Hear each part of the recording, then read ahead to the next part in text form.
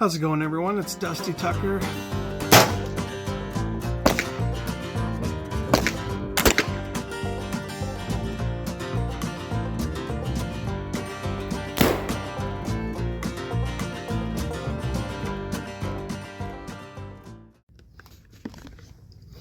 Hey, how's it going, everybody? It's Dusty Tucker. I'm going to do a quick little video. Well, I hope to be a quick little video. Who knows? We'll see how sidetracked I can get this time. But basically what I want to show you how to make is your own lubricizer sticks that fit nicely inside the lubricizer, the Lyman 450s. I'm lucky enough to have two of them. I have one for black powder and one for smokeless, so I don't have to worry about swapping out lubes, which makes it so convenient. I got them at a really good deal, so that's the only reason I got two of them. But I use Lyman Super Moly for smokeless. I haven't made a smokeless lubricant yet for the lubricizer. I just I bought a bundle of these. They were cheap enough. Super Moly.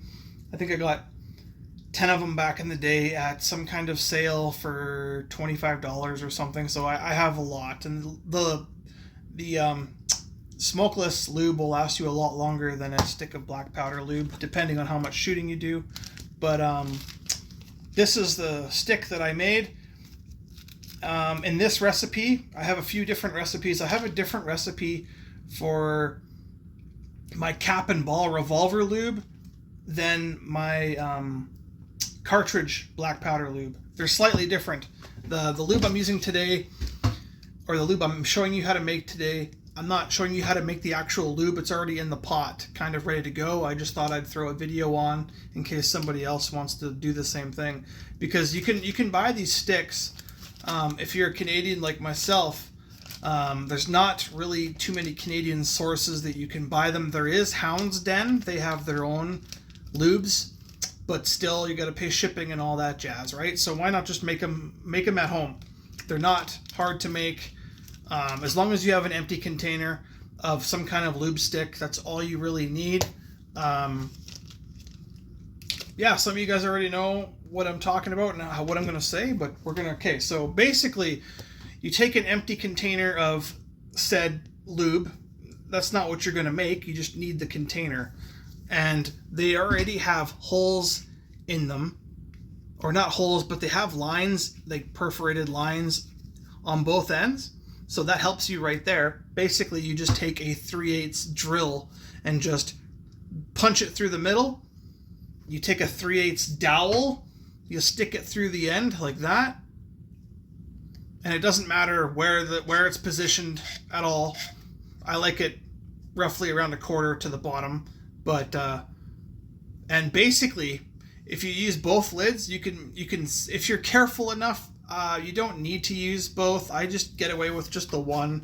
I find the one is all you need. And you make your lube, you pour it into here, you set this in the fridge until it solidifies. I like to do it until it takes about probably 20-25 minutes to solidify. It still might be warm to the touch, but if it's capped off, if the whole thing is solidified, but it's just still a little warm, that means it's not quite fully solidified in the middle. But you can then take it from there and put it in the freezer on its side, and it won't run out, as long as you don't squeeze it. Don't try not to touch it at all after it's been solidified. Just grab the sticks, put it in the freezer, and 25 minutes to half an hour after being in the freezer, it's completely solidified, and you can manipulate it into a bag or something, however you want to store them. So I'll just kind of show you how I do them. I like to keep at least four sticks on hand before I make another batch. But if I need some lube for my percussion revolvers, or if I need lube to pre-lube my pillow ticketing for my muzzle loaders, I will go ahead and do that in the same batch process after I've poured the whatever volume that I needed for the lubricizer press, and then I just put additives in it for the other lube that I want to make. But anyway, so this lube is 45-45-10, and the mixture for this particular one, you can use the the other 45 for whatever you want, but it's, in this case, it's 45 beeswax, 45, you can use lamb's tallow, you can use Vaseline, you can use any type of like animal rendered fat, whatever you want. In this case, it's olive oil. You can use that too. I used 45 beeswax, 45 olive oil, and then the other 10 is I don't know what I did with the stick, but it's just boar butter in the tube. Basically, just squeeze that into the mix, and then you're pretty much done. That's all there is. That's all that's in this right there is. So yeah, beeswax, olive oil, and yeah. Okay, so I'm going to show you guys kind of how I run the operation. It's not really rocket science, but I'll show you how it goes. Okay, you guys, so I basically have my, it's solidified now. I don't leave the heat on the whole time while the molds are cooling in the fridge. So I tend to take it off the heat until I need it again, and then I throw it back on the heat. Some people frown upon putting lubricant and stuff on direct heat, but if you're careful enough, you don't have to worry about it. You don't have to have the water in the bottom and then the pan on top, the separate buffer. You're not going to get a flash fire as long as you keep your eyes on it all the time. It's like a good pot of stew. You're always constantly stirring it and everything. So as long as you're careful, you can do it this way too. You don't need all the extra crap that some people suggest. So basically I want this all to remelt, and then I'm going to pour it. Do not use your wife's good dishes. Make sure you use some crap that she doesn't care about, or just go to the dollar store and buy something like this. This measuring cup I got at a dollar store for like, I think it was 75 cents or $1.75 or something. But so you just make a few of these molds, and don't worry if the stick isn't center. You can fix it later.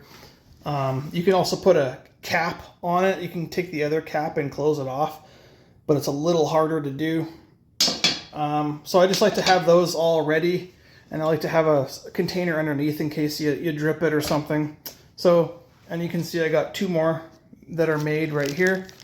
So when I'm done, I'll have 5 sticks all together, and that should last me quite a while. Basically what I do is I pre-make big batches of the lube, and I just jar them and then store them, so I don't have to keep making fresh batches every time. I just make a bunch of the same batch.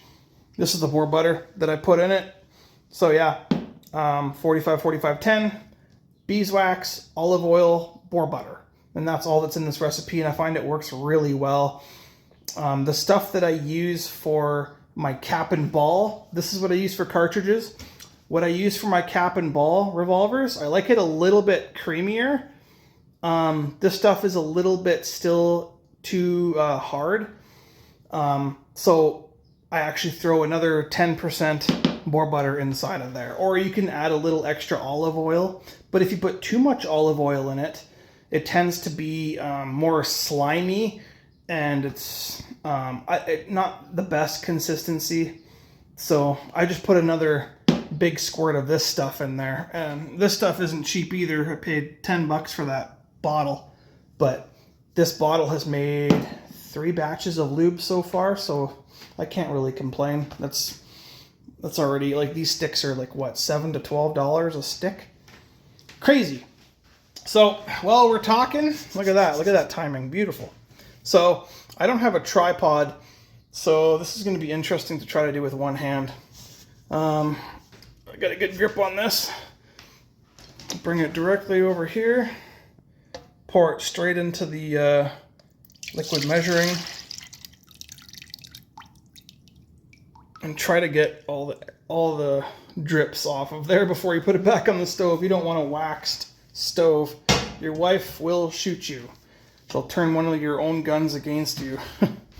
So now that we're here, let me try to put my camera down and see here. So grab your stick, just try to center it as best as you can. Make sure the lid is on all the way, otherwise you might have some drippage.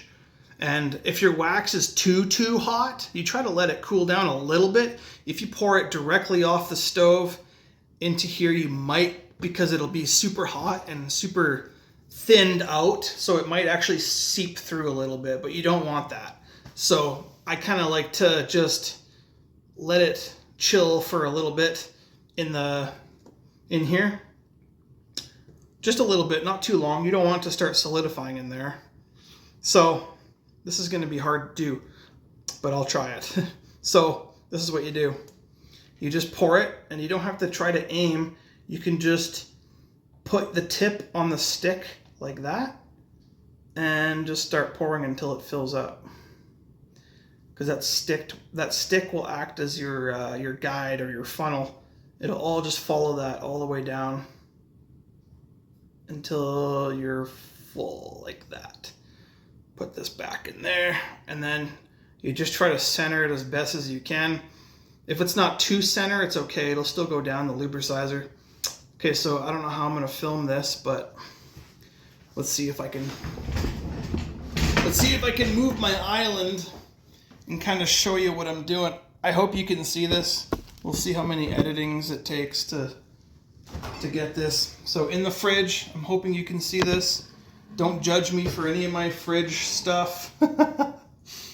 So on the bottom here, I have little like areas that this will stand up perfectly in. This is really awkward and hard to do with one hand without a cameraman or camera person. So I just stick it in here. Try not to bump it. Be as gentle as you can. There. And then it'll just kind of stand there on its own. And you want the stick, I try to get the stick as centered as possible, but if it's not perfect, then it's okay.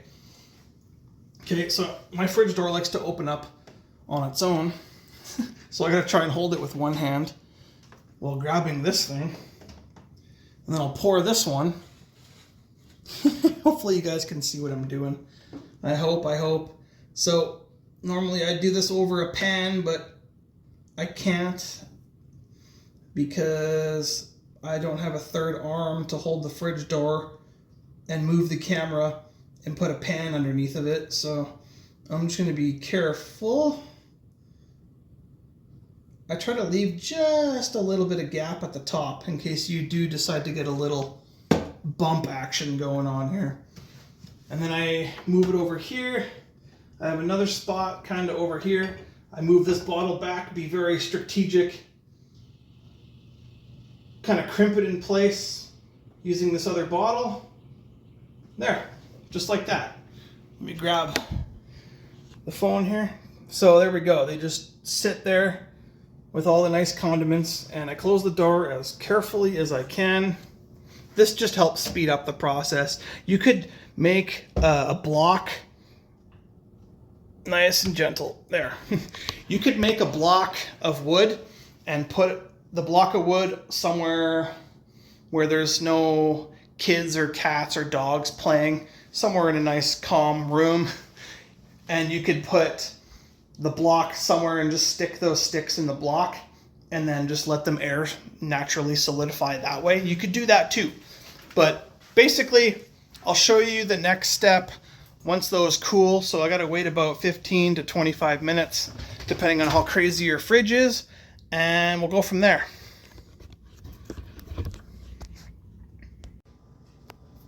All right, so let's give them a test.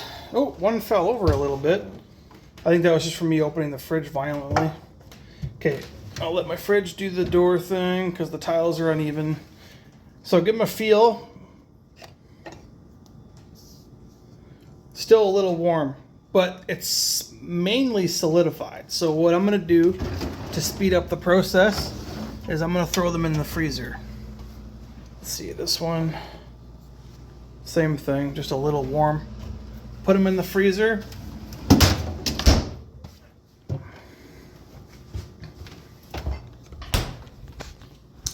and then probably wait another 15 to 20. You want no coolness, or sorry, you want no warmness to be left when you put your whole hand around it. You don't want it to be warm at all.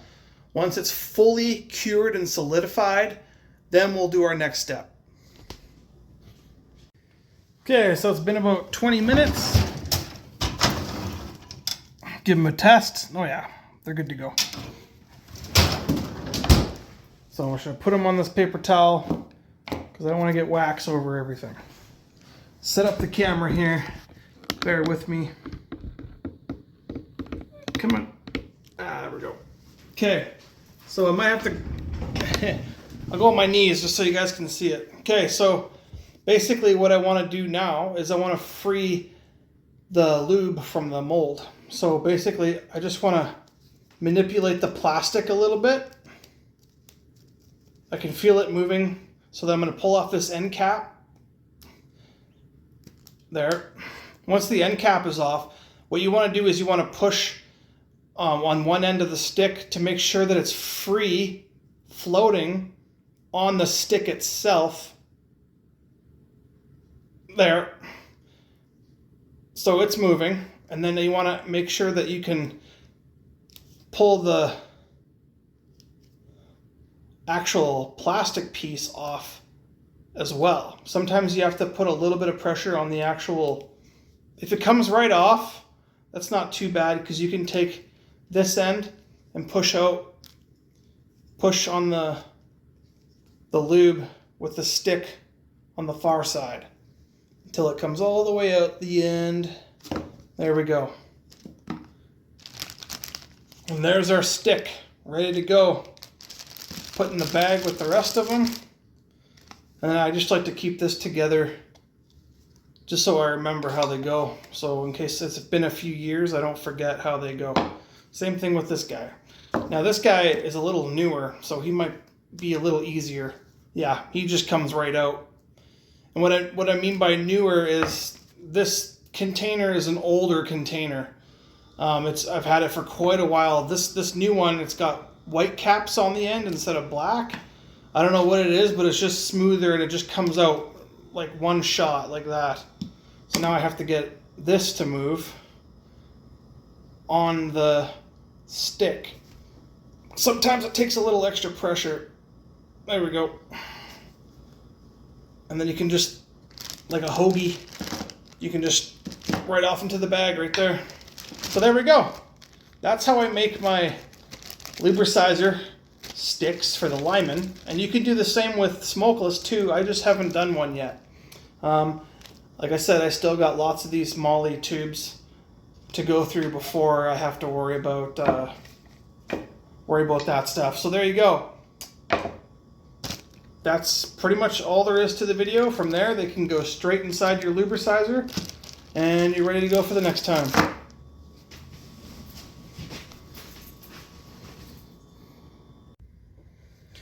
So there we go, 5 sticks ready to go.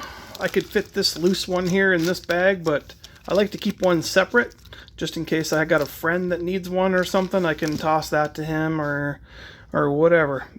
I put the date on it just to see how far they go, to see how long they last. I made 6 altogether. I put a fresh one in the lubricizer. Hey bossy, you want to say hi to the people on YouTube? Hey, you want to say hi? I just put a fresh stick in my lubricizer, so I got 5, and it'll probably last me quite some time.